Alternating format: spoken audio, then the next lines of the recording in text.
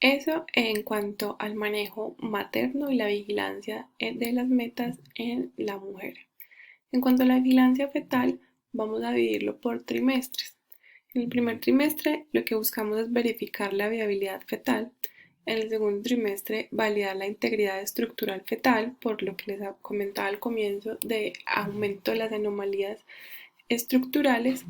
Y en el tercer trimestre, verificar el bienestar fetal, prevenir el óbito haciendo pues un adecuado seguimiento y monitorizar el crecimiento.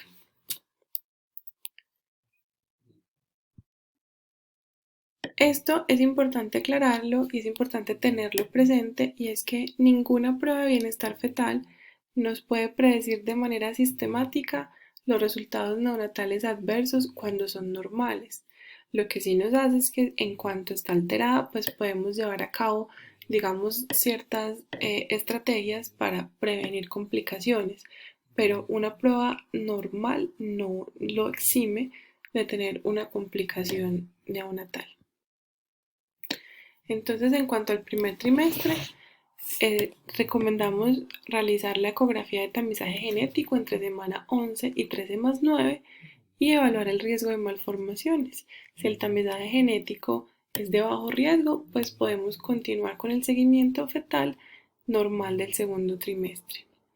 En el segundo trimestre vamos a realizar una ecografía de detalle anatómico entre semana 18 y 22. Y aquí quiero aclarar que esta ecografía, digamos que se hace un poquito antes de lo que usualmente la solicitamos, a pesar de que el detalle ecocardiográfico es mejor en la ventana entre la semana 20 y 24. En estas pacientes, sobre todo en la diabetes pregestacional, lo buscamos hacer más tempranamente para poder realizar, digamos, el estudio de ecocardiograma fetal completo en caso de encontrar alguna alteración, pero las nuevas guías hablan de que toda paciente con diabetes gestacional o pregestacional debe realizarse un ecocardiograma fetal, por eso se los pongo ahí. Realizar vigilancia estricta del crecimiento cada 4 semanas desde semana 28 y al, pues digamos, encontrar alguna alteración, seguir el protocolo específico. En cuanto al tercer trimestre, entonces ya les dije, la vigilancia fetal desde semana 28 cada 4 semanas, y desde la semana 33 vamos a hacer perfil biofísico más monitoreo semanal. Esto con el fin de detectar polidramnios, alteraciones en el perfil biofísico y disminuir las tasas de óbito fetal.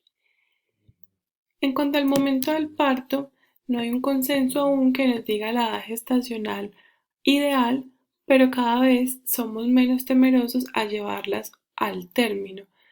Anteriormente, a las 37 semanas, toda mujer con diabetes gestacional, estuviera o no estuviera controlada, se inducía el parto o se llevaba cesárea.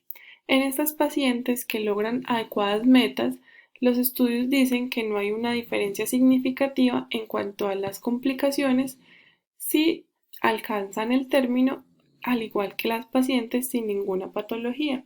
Es por esto que, digamos, la tendencia ahora es llevarlas hacia semana 39 a inducción de trabajo de parto o cesárea según sea la indicación obstétrica. Entonces, digamos, lo positivo para esto es que pues mejora la posibilidad de un parto vaginal.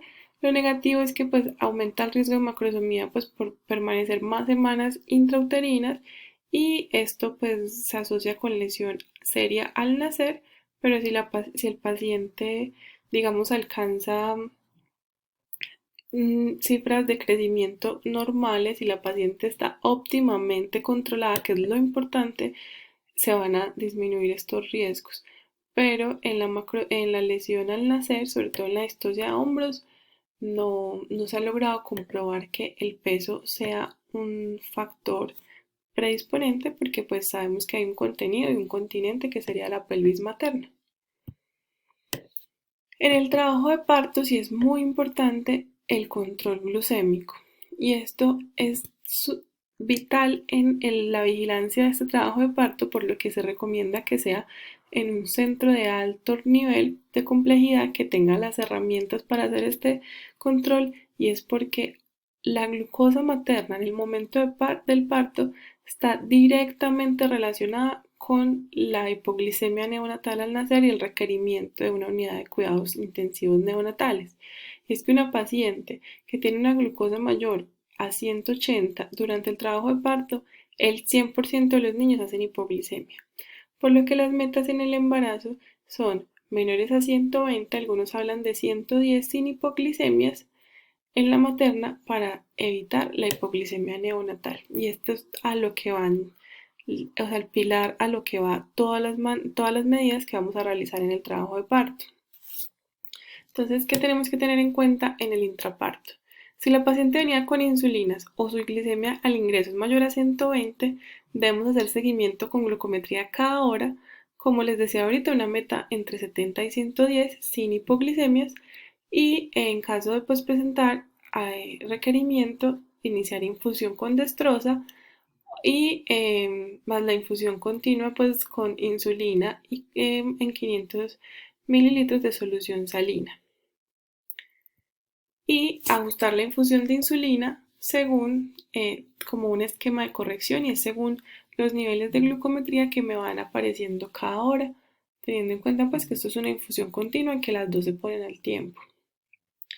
Y ya como última medida en cuanto al control prenatal, les quería mostrar este cuadrito que es como un resumen que traté de hacer de todas las intervenciones que se deben hacer en la paciente con diabetes pregestacional y diabetes gestacional en cada trimestre. Entonces, en el primer trimestre, como vimos, en la diabetes pregestacional, realizar seguimiento con hemoglobina glicosilada. Si es mayor a 8,5, se contraindica el embarazo. Si es menor a 8,5, disminuye el riesgo de cardiopatías, pero lo ideal es que esté menor a 6,5. Y pues a mayor valor, explicarle a la paciente que hay mayor riesgo de aborto y de malformaciones. Antes de la valoración, antes del primer control o en una valoración preconcepcional, la paciente debe ser valorada por nefrología, nutrición, oftalmología y medicina interna. Tener en cuenta que todos los factores modificables estén en la mejor condición posible, como son el índice de masa corporal, si tiene comorbilidades como hipertensión crónica que esté controlada, y hacer pruebas de daño, pues daño de órgano como proteinuria en 24 horas, LH, función hepática y creatinina. Realizar en el primer trimestre un parcial de orina o un urocultivo, ya que estas pacientes tienen riesgo de 3 a 5 veces más de bacteriuria asintomática.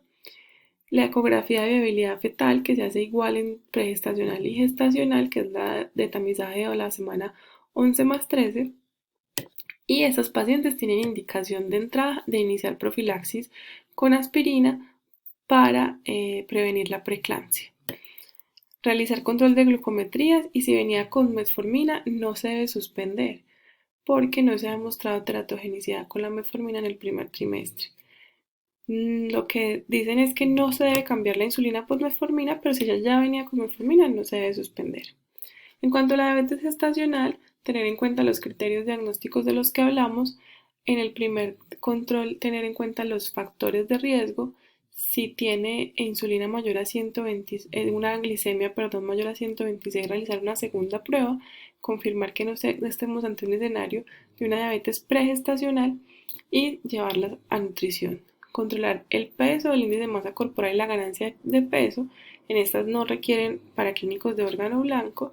Sus paraclínicos de rutina del control prenatal, la ecografía de tamizaje genético que ya les había mencionado, y considerar ASA si cumple dos factores de riesgo moderados para preeclampsia. Ya en el tercer trimestre, entonces, si es diabetes pregestacional, no requiere curva, y si es diabetes gestacional, pues hacer la curva de tolerancia oral a la glucosa con un solo valor alterado. Haremos el diagnóstico y tenemos las mismas metas de control glucémico. Realizar igual ecocardiografía fetal en ambas, y el seguimiento del bienestar fetal se realiza exactamente igual en ambos grupos. En cuanto al control metabólico postparto, hay que tener en cuenta que las pacientes con diabetes pregestacional o diabetes tipo 1 suelen tener una etapa que la llaman los libros como la luna de miel, y es que todos los valores empiezan a normalizar, la paciente empieza a bajar sus requerimientos de insulina, pero esto no va a durar más de 3 a 4 semanas del puerperio, por lo que hay que estar atentos a cuándo va a requerir niveles más altos de insulina o volver a sus esquemas habituales. Los pacientes que están con insulina y diabetes pregestacional, lo que se recomienda es que inmediatamente después del alumbramiento la paciente se le va a hacer un control y van a disminuir las dosis con las que venían al 50% de la dosis. Es decir, que si la paciente se ponía al día 40 unidades, le voy a poner 20 unidades y la voy a vigilar intrahospitalariamente hasta que tenga al menos un perfil completo en metas o que no presente hipoglicemias. La lactancia materna temprana promueve la estabilidad glicémica, por lo que en la medida de lo posible y de las condiciones del feto se debe promover esto. Y pues aparte de que fortalece el lazo entre las dos y mejora el perfil glucómetro de la paciente.